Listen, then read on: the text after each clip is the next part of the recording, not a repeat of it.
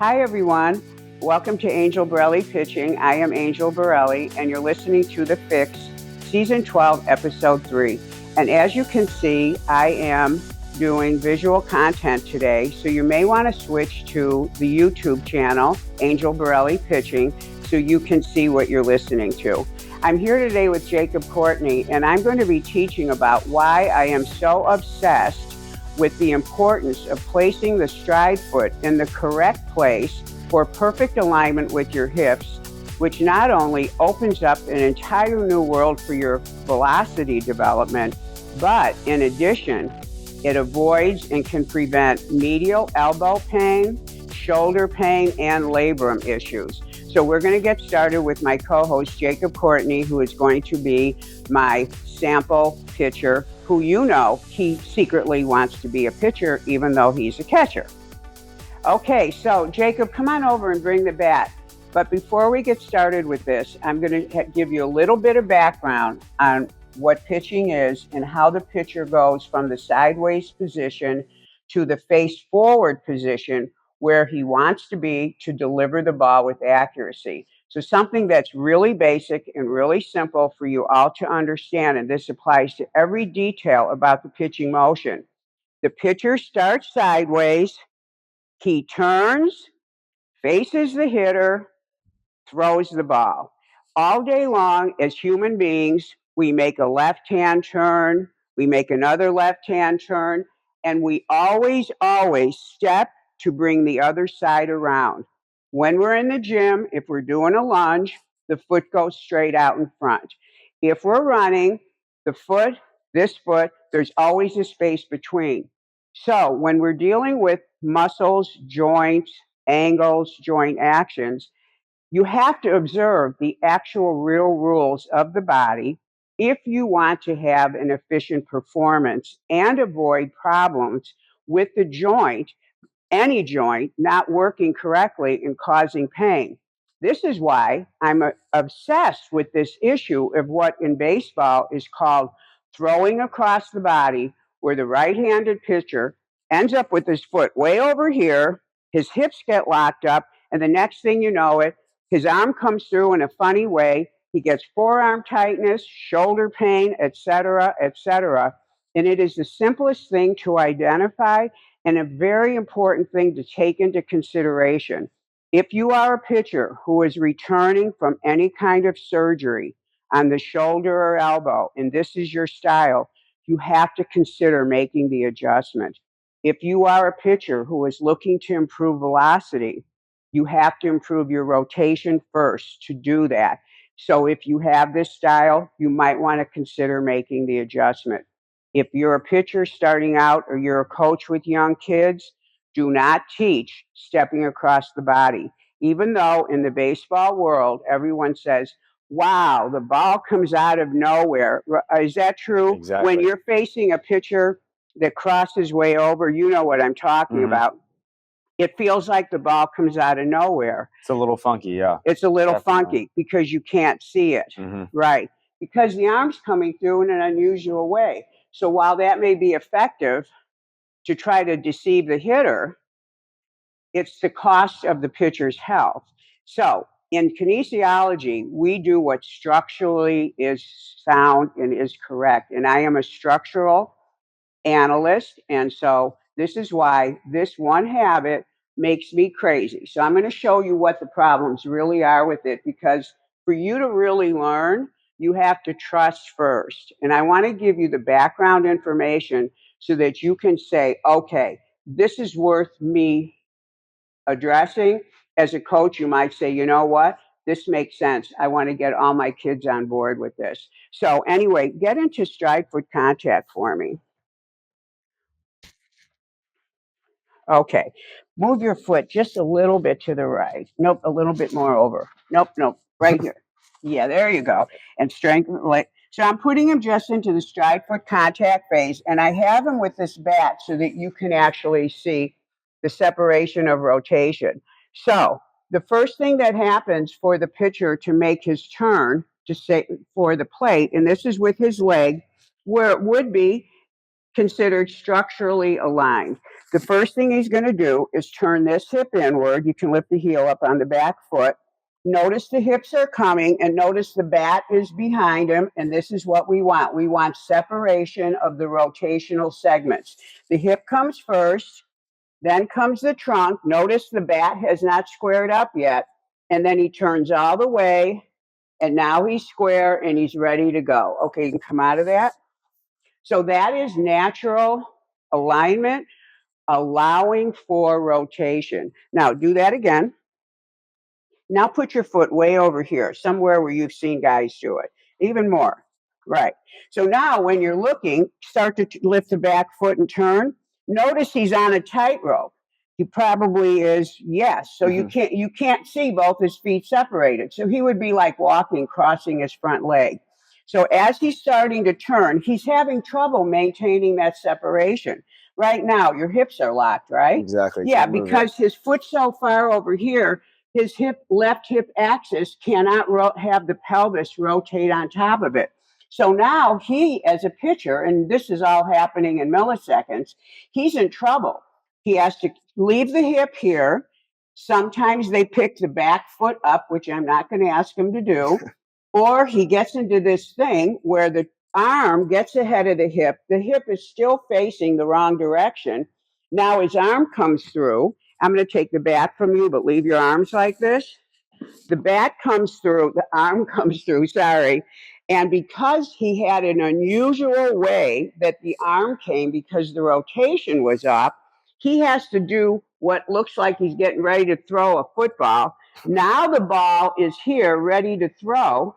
Please notice that the hand is facing sideways. Now his forearm has to redo the positioning, and now he can release the ball. And by this time, he has lifted up the back foot, and the lifting of the foot is what actually brought his hip around. That wasn't bad. I'm trying. Now, did you understand what I said? Because I want to know if they understand. Yeah, and it was a totally different feel. I liked what you said about the tightrope, because when I was in natural stride foot contact, I had so much balance and everything felt aligned and square in the right moment, like you said, from here to here to here. And then when I went across, I almost had to get here to balance, and it was everywhere. And like you said, this has no room to get through, and it naturally brought this forward, and I'm not even pitching. I'm just going through the motion. It brings the arm forward in a way where the ball isn't ready to go. But this is the coolest thing about pitchers. They know how to make up for lost time when something doesn't go right in the motion. It's the most intriguing research that I think Glenn Fleissig ever did. He was my mentor. And one of the first articles I read, and this is so important for you to know, is that a pitcher's timing, let's say it takes up this much time. Let's say it takes up 2 seconds, which it doesn't. I'm going to say 4 just to make this simple. And let's say each phase has 1 second. If he screws up in the first phase, and maybe it takes 2 seconds, he will do the next phases so fast that it'll still end at 4. And let's say the first session, the first phase takes longer, like he gets tired. And this is what they were really looking at. What happens when a pitcher gets tired? Well, the first phase, the stride, might take longer, but then they speed up the next 3. It's the most intriguing thing I've ever read. Pitchers, you're so smart. You know the beginning and end and whatever happens. So if you're crossed up and your hips can't turn, your arm has to get into the place at the right time where you feel like you're ready to throw. But the ball doesn't always agree with that. Would you go over and get the baseball while I'm showing them something?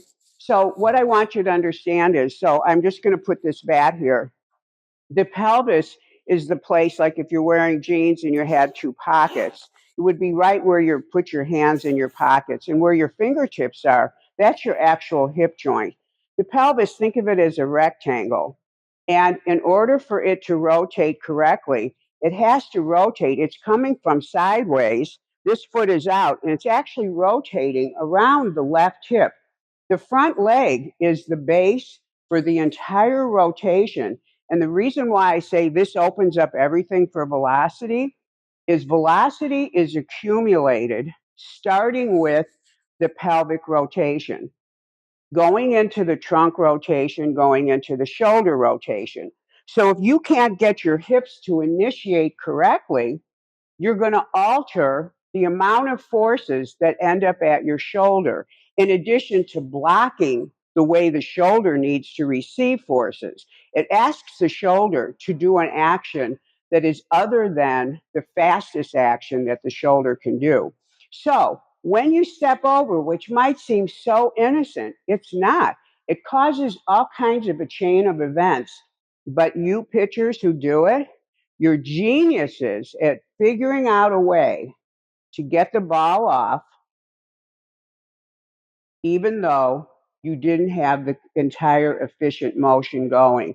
But it is wear and tear. And the other joint that I failed to mention when I was talking about it, thinking about it, the low back. So I have had 2 or 3 people come to me who had serious low back issues, 2 of which were going to have surgery. These are teenagers. The bones of the back are still open. The growth plates are still open on a teenager. And when I looked at their mechanics, all the back issue pitchers were stepping across the body because it alters the rotation, the natural rotation of the spine. So, and because you have to pull your rear leg off because you're on this tightrope, it's more strain on the whole entire spine because now you're pitching on one leg. We kind of want, go ahead and get into max external for me. Go ahead and put your leg out normal. Now turn the back foot. So, yeah. So this position here is a nice, strong position. And he's got space between his legs and the hips turned. He went in that sequential order that I talked about, pelvis, trunk, and then the shoulder girdle, we'll call it upper trunk, brings this around, allows the ball to end up right here, ready to throw. And then you get to use the action around the shoulder that is the fastest, which is internal rotation. If you are twisted up, you can go ahead and stay like this. If you're twisted up, you bring it in like the ball is usually here because you had to come through too fast, and your elbow comes like this. Now see where the ball is at and see his fingers there? I wanted him to get the ball so you could see. Now, remember, this is happening real fast. Now the forearm has to replace it. Now we're talking about a fastball where the fastball has the biggest stress on the elbow, and they consider it, go ahead, you can relax for a minute. They consider it to be the biggest danger and the biggest cause of medial elbow pain. So what you've got here is a situation where by merely stepping in the wrong place, you block velocity, create a situation where the shoulder is forced. You have to actually design a different way to get the arm through. It asks the forearm to reposition the hand. So, just something you want to know here, you don't even have to get in position. He's underneath the ball right now, and his arm is in a perfect position. So when he goes forward, he's right there. He didn't have to do anything with his forearm.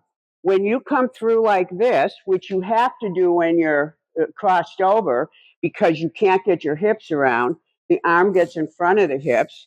When you do this, the constant repositioning fatigues the forearm. And what is not talked about is that if you did an interview with 100 guys that had Tommy John surgery and you really ask them about their history, they're going to say they had forearm tightness, forearm pain. Forearm fatigue is a precursor to ligament damage because this joint right here, underneath the elbow joint, the radial ulnar joint, this is where the muscles insert that rotate the forearm. This is the only part of the body where you have a bone rolling over. And in the motion, energy is being transferred to the ball, but not in the forearm. This is actually a muscular action that has to occur to rotate the forearm. It's not receiving energy in the chain of events where we call a summation of forces. So what does that mean? extra muscular activity, extra tightness, extra work, fatigues fast. And when this muscle gets tired, it leaves the ligaments in the elbow joint completely vulnerable because this big mass here, its job is to help protect the elbow joint. So all these things happen from one simple thing, crossing over. So let me show this to you one more time. Go ahead and get here, and I want you to go ahead and cross over. Okay, that's perfect. Why don't you get on this side of the rubber? Yeah, and cross over. Okay, so this is how a righty might look. So we're going to do this again. I'm going to show you how he gets jammed up. He starts to turn. He's already knowing he's off balance. His foot's too far to the right. He's going to lean this way. Now he feels in balance. This forces this forearm to drop down. Next thing he's here, he's in trouble. The ball's not ready to go. He'll hit his head. Football. Here he goes. Reposition the forearm, pull up the leg. Then he's done. And that right there is why I'm obsessed with teaching getting the foot in the right place. Now, as a kinesiologist and a troubleshooter, my job is to figure out why a pitcher is crossing over because the foot goes there because you put it there. So that's a little bit more of a complex situation. But one of the first things you do, even though I have all the knowledge in the world to make this, to like analyze and figure out what muscle, what did he do wrong coming off his balance position to create an improper stride landing, even though I know that, the simplest thing is sometimes the easiest. So just by understanding where the foot should go, so put your both feet on the rubber as if you're getting ready to do lunges and just step out. This would be where you might mark the mound, put the pitcher's shoe there, do something, and then say, you know what? Right before you throw, of course, he's practicing. Right before you throw, look down and see if you can put your foot in line with whatever you lay down. And that's how you start to work with him getting a stride that's more effective. It's a lot complicated sometimes if someone can't do it because they're actually doing something off their rear leg, which is the only leg on the ground. They are doing something with that hip that is not pushing them forward. It's usually pushing them in another direction. In fact, sometimes the leg is circling out so wide, it doesn't have time to get all the way into a straight position.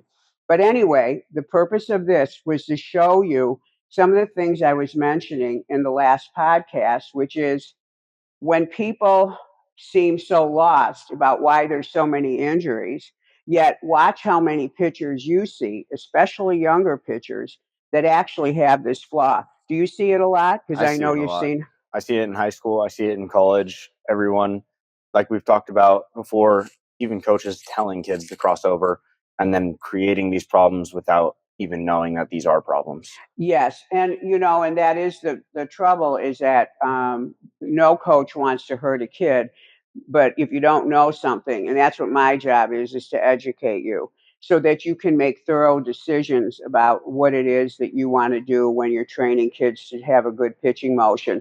But in either case, this is a sample of how mechanics are, in my opinion, the first go-to if someone has soreness, injury, they're rehabbing. You want to make sure that they don't go back to pitching in the way that they previously did. And if you've got somebody and you're in your mind going, wow, he's had 2 Tommy Johns and he crosses over, well, he is not a candidate for that style. He is a candidate for learning how to step straight, which allows his shoulder to work in a more normal way. So, and you mentioned you do see this a lot. Mm-hmm. Do you see that a cause of it is you see pitchers swinging their leg around? Is that one cue that you see a lot, or when pitchers have that flaw, where they have a big leg sweep? Yeah, that's definitely one of the causes. And then one of the causes of coaches trying to put their legs over there is they think that they're flying open this way. So then doing this corrects that, but really doing crossing over creates more of this tilt that's unwanted, like you've talked about. So another thing is, like you said, it's more deceptive, people think, and hide the ball. And so that's why a lot of coaches do it without realizing the side effects of it. Right, because the natural ball is going to come this way and end up here, and a pitcher is still hiding the ball here if he comes through like a quarterback. So it's a different action. I don't want to get into anatomical terms, but for people out there that are science professionals, you're it's horizontal adduction instead of internal rotation at the shoulder. So we don't want pitchers to do this, particularly if they're vulnerable for one reason or the next. But I wanted to give you this sample of information, and hopefully it inspires you to really start to believe that this issue with injuries isn't all that abstract, that if you look to the mechanics and how the pitcher is doing it, that's going to give you the clue. The body is an amazing thing. It operates a certain way. If it starts to get sore or you try to twist a joint or a hinge in a way it doesn't want to go, it's going to talk to you and eventually break down. So pay attention to the signs, but maybe do a little bit of preventive work, especially with the younger pitchers, if you see some of these flaws happening. So, anyway, thank you for being my here. little guinea pig today. Now, the first book I wrote after graduate school was on rotation. So if you go to my website, you'll see a book called Breaking It Down, and it is totally on how the body rotates and how the different muscles are used. So if you're interested in that, and the other issue is, if you have a pitcher and you can't figure it out, I recommend you're getting his mechanics analyzed. Pitchers should know what they're doing, particularly if they're vulnerable to injury because they've had one or they've had surgery, or just that they've got a bright future, but they have some problem that keeps recurring. It's so important to consider having an analysis done to say, yes, the foot's over here, and an analysis will tell you why it's doing that, at least the kind of analysis that I do. So I want you to go to my website at Angel Borrelli Pitching. Look at these two products I have, and if there's anything I can do to help, I would love to do it. So thank you for tuning in today, and we will see you next time.